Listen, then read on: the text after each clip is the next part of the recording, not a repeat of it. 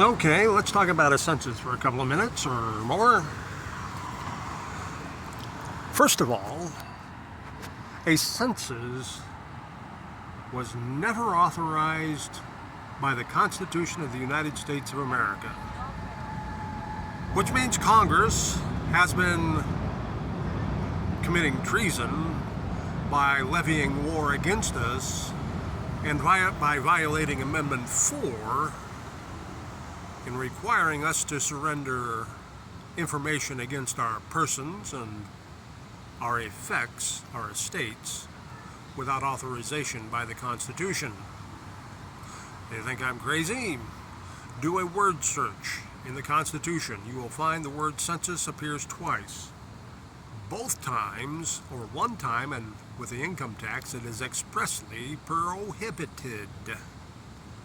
In Article 1, somewhere in there, when it says that Congress can do a direct tax or something to that effect, it says that Congress can use either a census or an enumeration. Not both. But it clarifies that with before herein granted. Prior to that statement in the Constitution, the only one of those two that was actually granted was an enumeration. Now you want to see how your conditioning has been working with post-constitutional ratification, non-Article 5 amendments to redefine words in the Constitution. Let's take a look at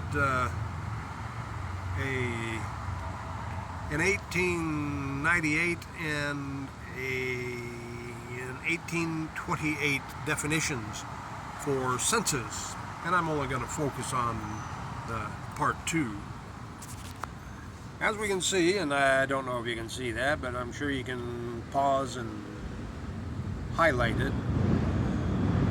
The essential parts of 1 with regard to ancient Rome is that basically it is a counting of all of the citizens, their births, the deaths, their locations, and that sort of stuff, and the values of their lands, their estates, the quality, the quantity, the wives, the children, the domestic tenants and slaves, etc.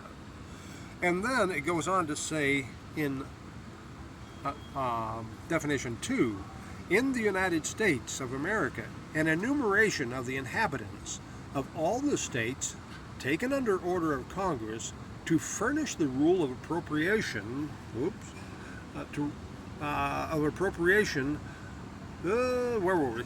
rule of appropriating the representation among the states and the number of representatives to which each state is entitled in Congress. Also, an enumeration of the inhabitants of a state taken by order of its legislature. Got a question for you. Are you getting kind of an idea that this particular dictionary definition is preparing us for the future?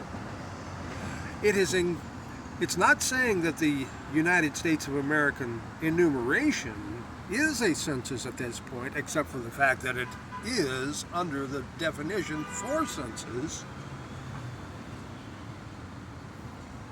Now let's look at the 1898 version.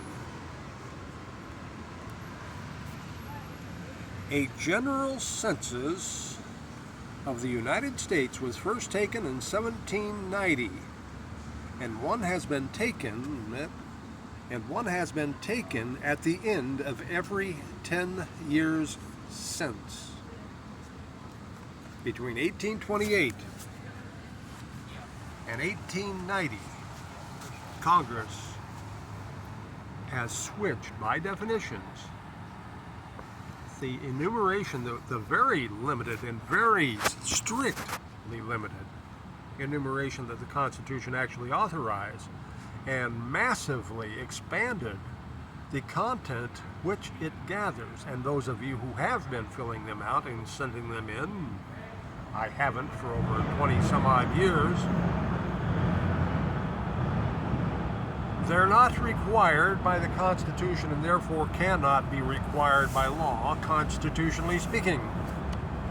The The only information you are required to give the so-called census, which should be an enumeration bureau, is how many people live in that household and what state or congressional district you live in. That is all. Not the value of your estates, not the amounts of your bank accounts, not where you attended college, university, or education, not what political party you attend, or adhere to, etc., etc., etc., of the dozens and dozens of questions, at least that I saw on the census years ago when I thought I had to fill them out before I actually started studying the Constitution.